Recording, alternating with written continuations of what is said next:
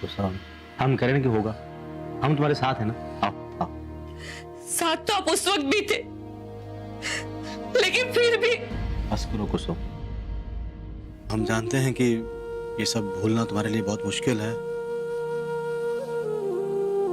20 साल पहले जब तुम इसी कमरे से दबे पांव बाहर गई थी, तब हमने जागते हुए सोने का नाटक किया था। बहुत बड़ा पाप किया था।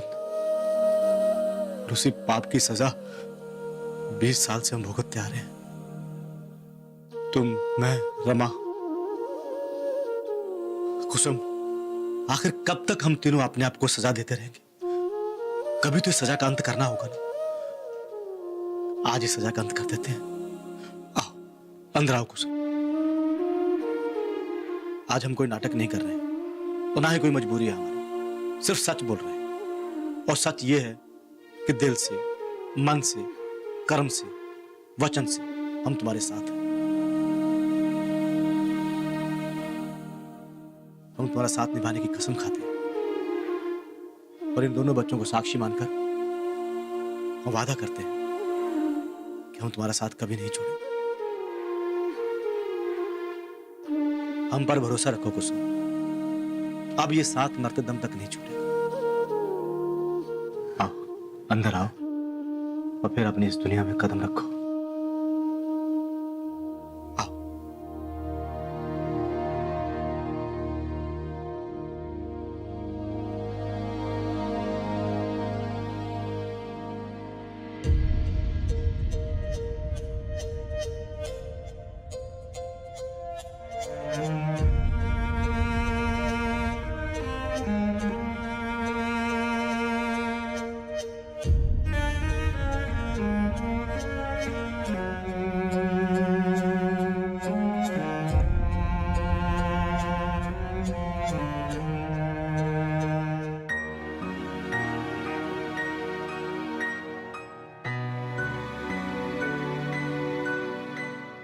शिव, चाचीजींची अवस्था किती वाईट होती.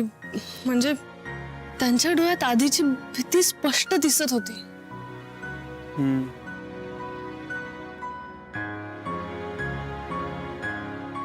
शिव, त्यांना आत्ता इतका त्रास होतोय तर आधी किती सहन केलं असेल ना त्यांनी. गौरी जी, तकलीफ तो आपको भी हुई होगी ना. आपने तो कभी जाने का नहीं सोचा.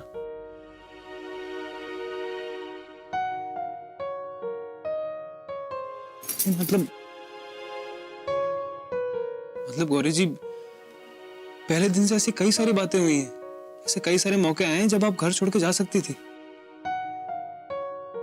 लेकिन आपने ऐसा कुछ नहीं किया. आपने हिम्मत रखी और हर मुसीबत का डट के सामना किया, वो भी सबको खुश रखते हुए. हमें अभी भी याद है जब अम्मा ने आपको कोठरी में रहने को कहा था. अब से ये है तुम्हारा घर. अब विदाई के दिन तक ये लक्ष्मण रेखा मत पार करना तुम, समझे? लक्ष्मण रेखा पार करके सीता मैया को भी अग्नि परीक्षा देनी पड़ी थी, और फिर तुम तो एक मामूली सी लड़की. आपने उफ तक नहीं की और नहीं आपने जाने का सोचा. आपने भी बहुत कुछ सहा है गौरी जी. शिव, मी हे सगळं सहन करू शकले ते फक्त तुझ्यामुळे. तू सोबत होतास म्हणून. तुझ्याशिवाय मी काहीच करू शकले नसते. तुला आठवतंय बाबांनी माझ्या नोकरीची अट ठेवली होती तुझ्या समोर आणि मला इथून मुंबईला घेऊन गेले. दुख इस बात का कि आपकी सोच इतनी पिछड़ी है, पूरी तरह से जहर भरा हुआ है, और ऐसे जहरीले माहौल में मैं अपनी बेटी को रहने नहीं दूंगा.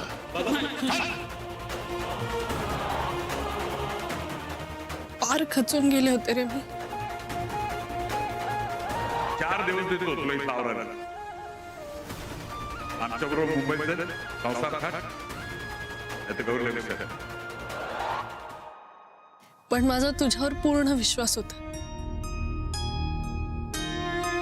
तू नक्कीच काहीतरी मार्ग काढशील आणि आपण परत एकत्र येऊ. हाँ गौरी जी, जब अम्मा ने हमसे झूठ कहा था ना कि आप गहने लेके चली गई, पहले तो बहुत परेशान हुए थे, बहुत बुरा लगा हमें, पर फिर हमें लगा कि ऐसा नहीं हो सकता, कुछ तो गड़बड़ है. हाँ मतलब गौरी आई थी बेटा, आई थी मतलब अभी गए?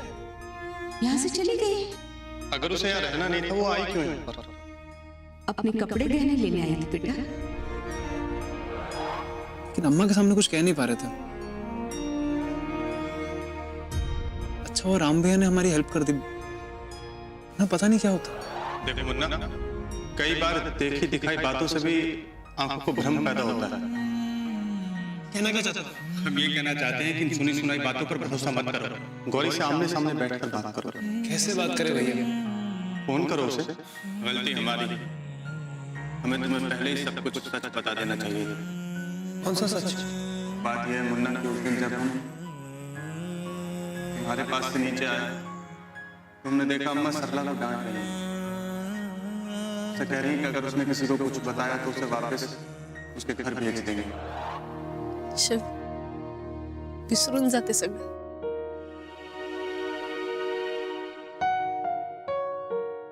आपण आता एकत्र होत ना, आपल्यातलं प्रेम, आपल्यातला विश्वास आधीपेक्षाही खूप मजबूत झालाय आणि आता आपल्याला कोणी वेगळं नाही करू शकत.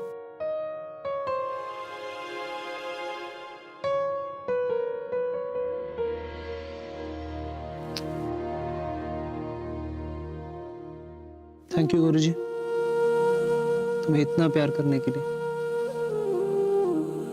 हम भगवान से प्रे करेंगे जिस तरीके से हमारे प्यार ने हमें हमेशा साथ में रखा है ना, कभी अलग नहीं होने दिया, वैसे ही चाचा का प्यार चाची को मजबूत बनाए रखे, उन्हें कभी अलग ना होने दे. अब देखना, चाची सारी पुरानी बातें, सारी पुरानी यादें भूल जाएंगी, उनसे जुड़ी हुई सारी तकलीफें भी भूल जाएंगी. देखना आप.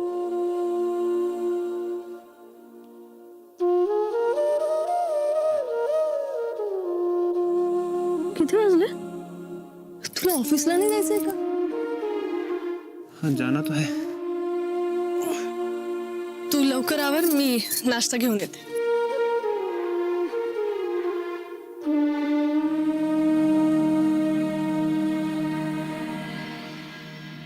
तुमच्या गोळ्या घेतल्यात का सोबत आठवणी?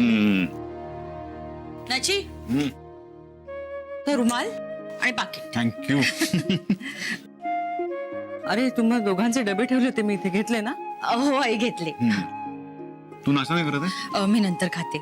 खाऊन घे ना. अरे तर नकोय. माझं झालंय. ओके. पण थँक्यू निशा, तू ही फाईल ठेवली नाही तर आज गडबड झालीस. जावई बापू, त्या रंग बदलणाऱ्या सरड्याची काय बातमी आली, वाचलीत काय तुम्ही पेपरात? सकाळी मी फक्त महत्वाच्या बातम्या वाचतो, सायंकाळी असे लेख वगैरे वाचतो मी. नाही पण म्हणजे त्या सरड्याबद्दल असा आलेला की आई, तुझी कंबर दुखतीये ना, तू पडतेस का आतमध्ये जरा? गो माझी कंबर दुखते म्हणून मी बोलूचा पण नाही काय? ह्या काय? नाही तसं नव्हे. आई जाऊ द्या ना, मला माहिती आहे आजी माझ्याबद्दल बोलताय, पण आजी माझ्या चुकांना माफी नाहीच आहे का? म्हणजे मी तुमचा राग समजू शकते, पण आता सगळं छान झालंय ना गौरीच्या घरी. तिची आनंदाची बातमी सुद्धा कळली आपल्याला. आता तरी माफ करा ना मला. आई, अगं ती तुझ्याशी बोलतीये. सासूबाई, अहो मोठ्यांनी मोठ्या मनाने लहानांना माफ करायचं असतं असं तुम्हीच म्हणणार ना. मग आजी मी कबूल करते मी चुकले, पण प्लीज मला माफ करा ना. मलाही सुखाने संसार करायचा आहे. तुम्ही जसा चिडून राहिलात ना तर मला खूप अपराधासारखं वाटेल. प्लीज आजी राग सोडा ना. आई, अगं ती एवढं सांगतेय तर तू हे बघ, तू माका शिकवू नको हा, सरू सांगून ठेवतोय. अगो असा माणूस काय एका रात्रीत बदलता काय? हा? आणि हिची सवय आपल्याला काय माहित नाही का गो? पण ओळखत नाही त्या का?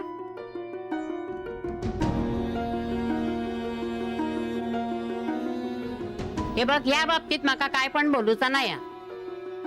मी तिच्या मागावर हा, तिची परीक्षा घेतलंय मी, कळला? आणि माका जर का कळलं ना की ती सुधारली तर मग बघू काय ता. समजलं काय?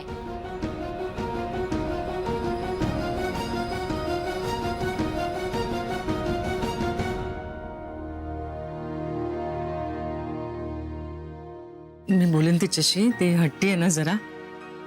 तू नको यात लक्ष घालूस.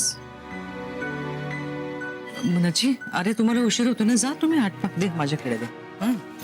हो अच्छा आइए हो हो. या बाय बाय बाय बाय. भोले बाबा प्यारे हो ये आधी क्या? दादी ये दुनिया दुनिया से निराले. हाँ, भोले बाबा प्यारे ओ दुनिया से निराले हमरे घर भी पधारो, दर्शन हमें भी कराओ, ओ भोले बाबा प्यारे. हाय, आप सब लोग यहाँ पर हैं? चाची जी का है? कहीं नजर नहीं आ रही? वो क्यों नहीं आई? हमने ना उन्हें 2-2 बार बुलाया. हमने उनसे कहा भी कि दादी जी ने भजन के लिए बुलाया, लेकिन वो फिर भी नहीं आई. ऐसा क्यों? उन्हें कोई प्रॉब्लम है क्या? वो सुबह से अपने कमरे में ही बंद है. नाश्ते के लिए भी नहीं आई, खाना खाने में नहीं आई, सब कमरे में ही खाया. वो ऐसा क्यों कर रही है?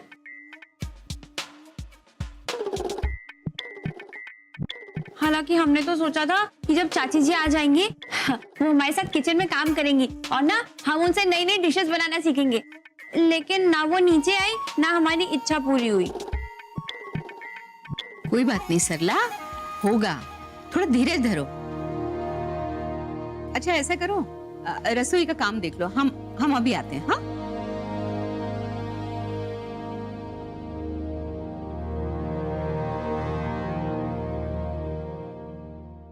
माता जी, ये जो कुछ भी हो रहा है ना, उसके लिए हम ही जिम्मेदार हैं. हमारी वजह से हो रहा है ना. हम छोटी बहू के साथ जातियां करते, ना वो अपने अतीत से डरकर यूं कमरे में जाकर बैठती. नहीं जौनपुर वाली, गलती हमारी भी नहीं. वो कहा है कि समाज के डर से हमने ही उसे कमरे से बाहर निकलने से मना किया था. लेकिन क्या करते, वो जमाना ही ऐसा था. उसे बिरादरी से छिपा कर रखना पड़ता था. इसलिए वो जब तक भी यहाँ रही ना, बस अपने कमरे में ही रही. उस बेचारी की तो ना कोई रस्में हुई, ना ठीक से स्वागत हुआ. शायद इसीलिए वो बाहर आने से झिझक रही है. माता जी, इसीलिए तो हमने ये सब कुछ किया. नहीं मतलब उसका स्वागत कराया, गृह प्रवेश करवाया, ताकि उसे ये घर अपना लगे. लेकिन हमें लगता है माता जी, उसके पुराने जख्म भरने में अभी वक्त लगेगा. अम्मा जी, उनके जख्म जरूर भर जाएंगे, लेकिन इसके लिए हमें ही कुछ करना चाहिए. अच्छा अब तुम ही बताओ गौरी, हम क्या करें? मतलब हमारा तो दिमाग काम नहीं कर रहा. अम्मा जी, वो मतलब मुझे ऐसे लगता है कि क्यों ना हम चाची जी से वो सारी रस्में करवाए जो एक नई बहू के आने पे होती है. मतलब उनकी झिझक भी खत्म हो जाएगी और हम सबको भी मजा आ जाएगा. घर में सेलिब्रेशन का माहौल भी बनेगा. हाँ, ये तो बहुत अच्छा है. क्यों माता जी? हाँ, बहुत अच्छे विचार है मुंबई वाली के. तो आप बताइए माता जी, कहाँ से शुरुआत करें? रसोई पूजन से. रसोई पूजन? हाँ, ये ठीक रहेगा. गौरी बेटा, तुम अपनी चाची जी का ना अच्छे से ख्याल रखना, और रात का खाना भी ना उन्हीं के कमरे में भिजवा देना. और सुनो, ये रस्मों के बारे में अभी उनसे कुछ मत बताना. हाँ जी. माताजी सुबह हम खुद ये रस्मों के बहाने उसे कमरे से बाहर ले आएंगे, हैं?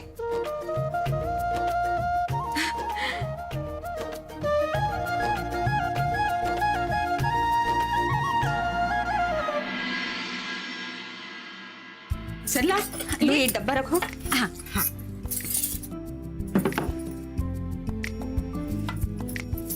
अम्मा जी कितना अच्छा लग रहा है ना चाची जी के आने से। हाँ, रसोई तो एकदम सजी हुई लग रही है, लेकिन हम कुछ और सोच रहे हैं। क्या अम्मा जी? नहीं, हम सोच रहे हैं कि छोटी बहू जल्दी से रसोई संभाल ले तो हम मुन्ना के बच्चों में अपना मन लगाएंगे। अम्मा जी हम भी कुछ ऐसे ही सोच रहे हैं, बस उसमें थोड़ा सा फर्क है। अम्मा जी उन दोनों बच्चों में जो बेटी होगी ना हम उसे संभालेंगे। हम ना उसे खूब सजाएंगे, नए नए कपड़े पहनाएंगे, बहुत प्यार देंगे उसे। वो क्या ना अम्मा जी, हमें बेटी बहुत पसंद है ना, इसलिए। वैसे अम्मा जी दूसरा बच्चा जो भी हो, बेटा या बेटी, आप उसे संभालना। वो क्या गौरी तो बहुत बिजी रहेगी ना फैक्ट्री में, तो वो संभाल नहीं पाएगी, है ना गौरी? सही कह रहे ना हम? तुम्हारा एक बच्चा हम संभालेंगे ना? हाँ गौरी बोलो ना, एक बच्चा हम संभालेंगे ना? गौरी बेटा, बेटा जाओ अपनी चाची जी को ले आओ। और हाँ, हमारे कमरे में ना टेबल पर हमने एक साड़ी निकाल के रखी है, वो उन्हें दे देना। जी अम्मा जी।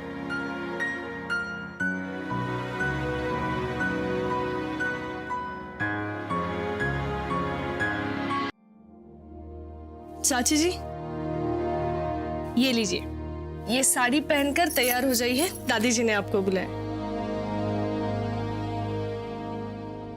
इतनी भारी साड़ी हम नहीं पहन पाएंगे, हमारी आदत ही नहीं है। चाची जी देखिए, आदत तो मुझे भी नहीं थी, मेरे लिए भी ये सब बहुत मुश्किल था, लेकिन अब देखिए मैं कितनी आसानी से ये साड़ी पहन लेती हूँ। वैसे मैं खुद भी हैरान हूँ कि एक मुंबईची मुलगी पूरी बनारसी बहू कैसे बन गई। गौरी लेकिन मैं आपकी हेल्प कर देती हूँ, आप साड़ी तो पहनिए, चलिए। चाची जी मैं आप पे बहुत अधिकार दिखाती हूँ ना, आपको बुरा तो नहीं लगता है? बात यह है कि शिव से आपके बारे में इतना कुछ सुना है कि मुझे ऐसा लगता ही नहीं कि मैं आपको कुछ दिनों पहले मिली हूँ। सच में मुझे ऐसा लगता है कि मैं आपको पहले से जानती हूँ। अच्छा? हाँ, आप और चाचा जी दोनों ही शिव के दिल के बहुत करीब है। दिन भर आपके बारे में बात करते रहता है, खासकर चाचा जी के बारे में। चाचा जी को तो इतना मानता है कि पूछो ही मत, और वैसे जरूरी भी है। चाचा जी नहीं होते तो मैं और शिव कभी एक नहीं हो पाते। चाचा जी आपको पता है,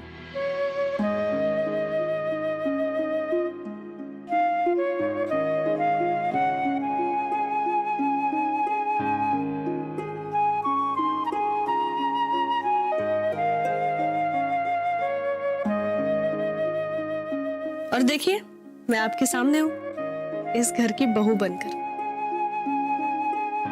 अरे देवा, बातों बातों में बहुत समय निकल गया।